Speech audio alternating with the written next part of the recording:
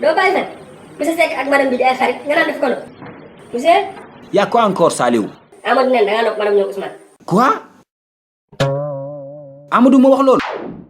ay sama day monsieur baal ma monsieur waa léegi naboo ko baal ma monsieur naboo ko.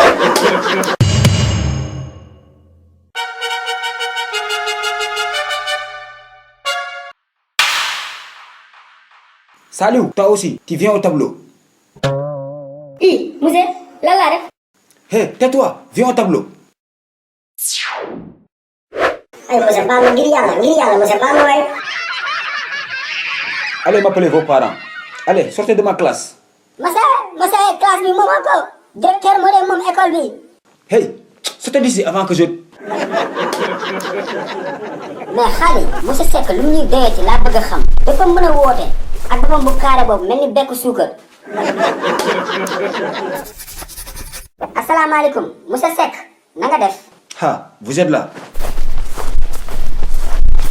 waaw monsieur Seck yaa ñu wóolu woon. Mais bien sûr, je vous ai fait venir pour vous parler de vos enfants.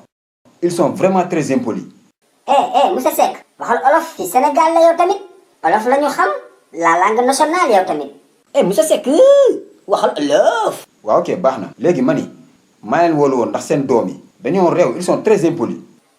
monsieur Seck xamal ni ngay waxee de ñun say moromu baay lañu. monsieur Seck réglal sa pàcc. waaye léegi yow expliquer lan la xale yi def. xale yi war nañoo toog fii naan man je suis amoureux de mademoiselle Touré. amoureux mooy lan sax. ñu ne man dama nopp mademoiselle Touré. Ah bon da ngeen di ree. mais monsieur Seck est-ce que noboo ko yow tamit xale du yokk de li mu gis rek lay wax. Ah bon maintenant je comprends. lii moo tax seen doom yi mënuñu yoru tel père tel fils. xoolal boo ma saagawaatee ma duma la de ak yow mu naan tel père tel fils. monsieur Seck. xaali bul wax ak moom nañu dem suñu yoon. yéen a ngi dem de mais xam leen ni seen doom yi dàq naa leen du ñu dugaat sama classe.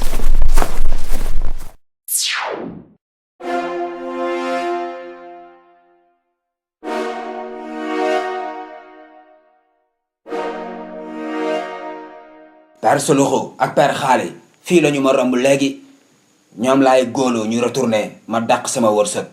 yàpp. la ji Soloxo doxal ndànk. xaali dama yàkkamti tey dumbe maa fe la togg. père taxaw leen yéen. booy geesman bi la yow. xaali kuur. la ji Soloxo. wis man de yooyu.